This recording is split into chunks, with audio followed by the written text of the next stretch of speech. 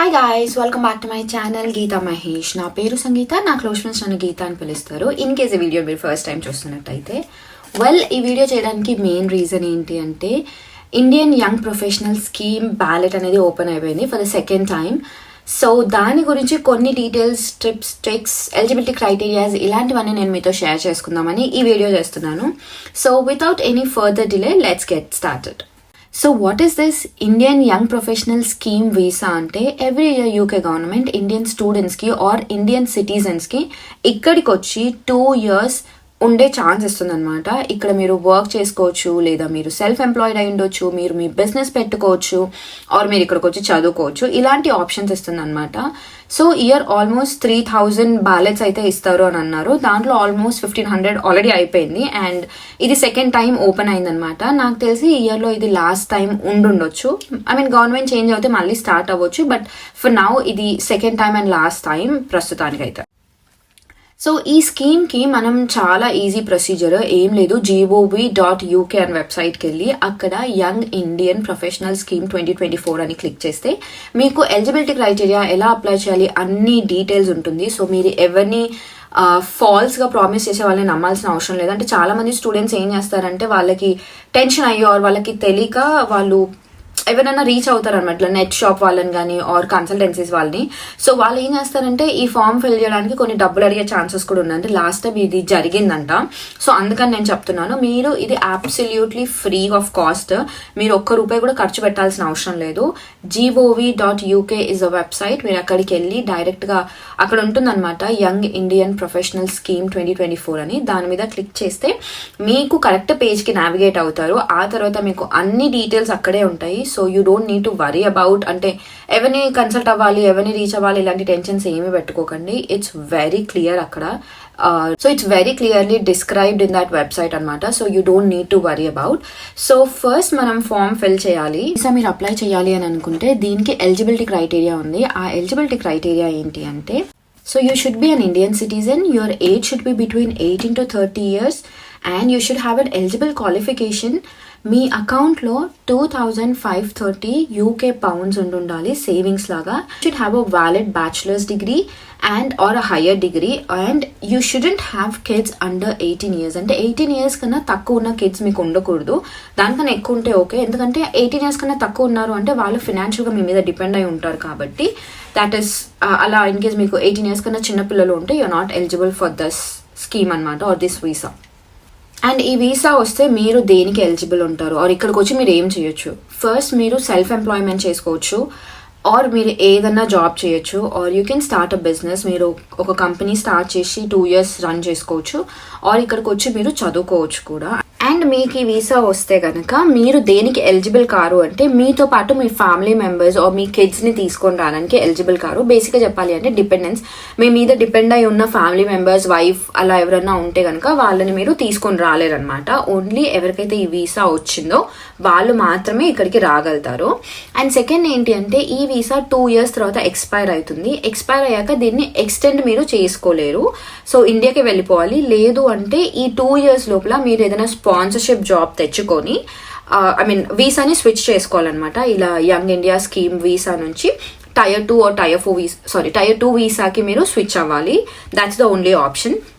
Number 3 ఏంటి అంటే, ఇక్కడ పబ్లిక్ బెనిఫిట్స్ ఉంటాయన్నమాట. సో ఈ స్కీమ్, యంగ్ ఇండియన్ స్కీమ్ నుంచి వచ్చిన వాళ్ళకి ఈ బెనిఫిట్స్ అనేది ఎలిజిబుల్ కాదు. Apart from your health insurance, మీరు హెల్త్ ఇన్సూరెన్స్ కి మనీ కట్టి వస్తారు కదా, దానికి తప్ప మిగిలిన దేనికి మీరు ఎలిజిబుల్ కారు. ఇక్కడ ఉన్న పబ్లిక్ ఉన్న కొన్ని ఫెసిలిటీస్ ఆర్ బెనిఫిట్స్ అని చెప్పొచ్చు దానికి. సో ఎలిజిబిలిటీ క్రైటీరియాస్ అంతా అయిపోయింది. ఫామ్ ఫిల్లింగ్లోకి వద్దాము. ఫామ్ ఫిల్లింగ్ అనేది చాలా ఈజీ. gov.uk అనే వెబ్సైట్కి వెళ్తే మీకు లింక్ ఉంటుంది. అక్కడ క్లిక్ చేస్తే మీరు కరెక్ట్ పేజ్కి నావిగేట్ అయిపోతారనమాట.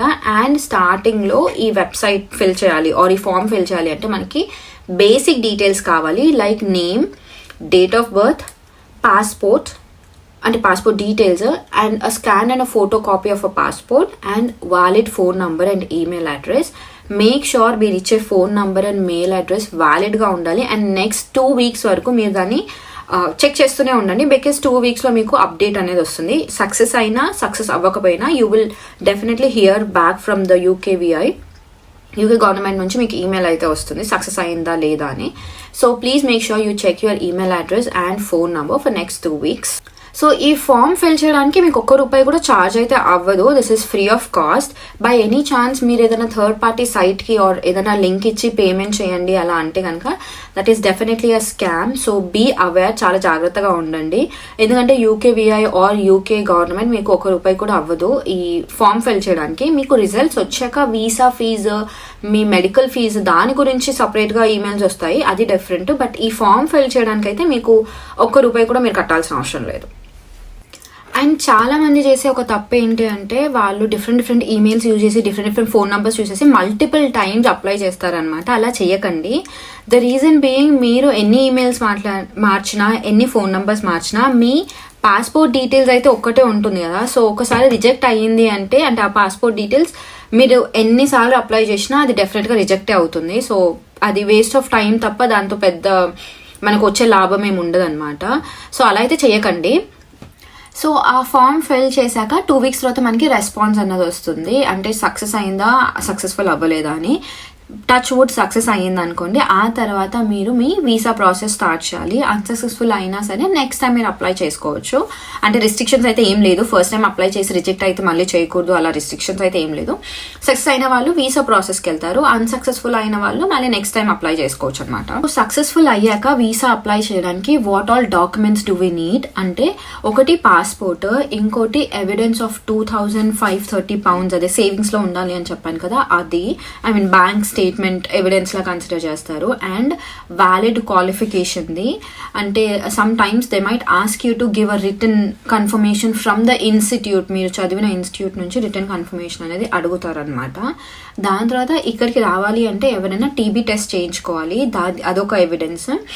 అండ్ ఈ వీసా అప్లై చేసిన వాళ్ళకి ఇంకోటి ఎక్స్ట్రా ఏంటి అంటే police report of clearance certificate, అంటే ఒక పోలీస్ క్లియరెన్స్ సర్టిఫికేట్ అనేది ఒకటి ఉంటుందన్నమాట. అది కూడా ఈజీయే, ఆ వెబ్సైట్కి నియర్లో ఉన్న పోలీస్ స్టేషన్ వచ్చి వెరిఫికేషన్ చేస్తారనమాట. మీ ఇంటి దగ్గర మీరు ఎన్ని రోజుల నుంచి ఉన్నారో మీ పాస్పోర్ట్ అదంతా చూసి ఆ సర్టిఫికేట్ ఇస్తారనమాట.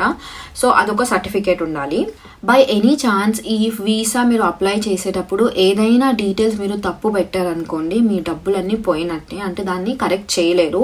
సో ఇన్అక్యురేట్ డీటెయిల్స్ ఇచ్చారు కాబట్టి మీకు రిజెక్ట్ అయ్యే ఛాన్సెస్ ఉన్నాయి. And in case by any chance reject అయ్యింది అనుకోండి, మీకు ఆ మనీ అన్నది వాపస్ రాదు. అంటే మీరు ఏదైతే వీసాకి డబ్బులు పెట్టారో అవన్నీ వేస్ట్ అయిపోతాయి. సో ప్లీజ్ మీరు ఎప్పుడైతే వీసా అప్లై చేస్తున్నారో మీరు చేసే డీటెయిల్స్ అనేది చాలా జాగ్రత్తగా చూసుకోండి, 1-2 సార్లు చెక్ చేసుకుని ఫిల్ చేయండి. సో ఈ వీసా ఫీజు వచ్చేసి £298 ఉంటుంది. అండ్ దాంతో పాటు ఇక్కడ ఇమిగ్రేషన్ హెల్త్ సర్చార్జ్ అని ఒకటి ఉంటుంది అనమాట. ఇమిగ్రేషన్ హెల్త్ సర్చార్జ్ అని ఒకటి ఉంటుంది, అది వచ్చేసి మనకి £1,552 అవి కూడా, అది కూడా మీరు కట్టాల్సి ఉంటుంది. ఎందుకంటే మీరు ఇక్కడికి వచ్చాక మీకు ఏదైనా హెల్త్ ఇష్యూ వచ్చింది అనుకోండి, ఇక్కడ మెడికల్ అనేది ఫ్రీ. సో దానికోసమని ఇది ఛార్జ్ చేస్తారనమాట, మీ హెల్త్ ఇన్సూరెన్స్ లాగా అనుకోండి. ఇక్కడికి వచ్చాక 2 yearsకి అది £1,552 ఛార్జ్ చేస్తారు. సో ఆ రెండింటిని టోటల్ చేస్తే మీ ఓన్లీ వీసా ప్రాసెస్కి ఆల్మోస్ట్ £1,850 వరకు అవుతుంది. అండ్ దాంతోపాటు మీ సేవింగ్స్ వచ్చేసి £2,530 కూడా చూపించాలి. సో ఈ రెండింటిని కలిపి మీ మొత్తం ఫీజ్ అవుతుంది అనమాట. అంటే మీ ఫ్లైట్ ఛార్జెస్ అవి కాకుండా జస్ట్ మీరు సక్సెస్ఫుల్ అయితే ఇంత మీకు ఖర్చు అవుతుంది. సో అంతే అనమాట, నాకు తెలిసిన డీటెయిల్స్ నేను ఫైండ్ అవుట్ చేసిన డీటెయిల్స్. హోప్ ఇది మీకు చాలా హెల్ప్ఫుల్ అయిందని నేను అనుకుంటున్నాను. మీకు ఏదైనా క్వశ్చన్స్ ఉంటే please don't hesitate to comment in the comment section. I would definitely reply to it.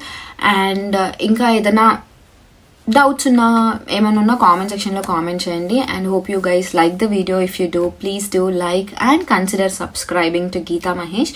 Next mini వ్లాగ్లో ఆర్ నెక్స్ట్ వీడియోలో మళ్ళీ కలుద్దాం. అప్పటి వరకు మచ్ లవ్.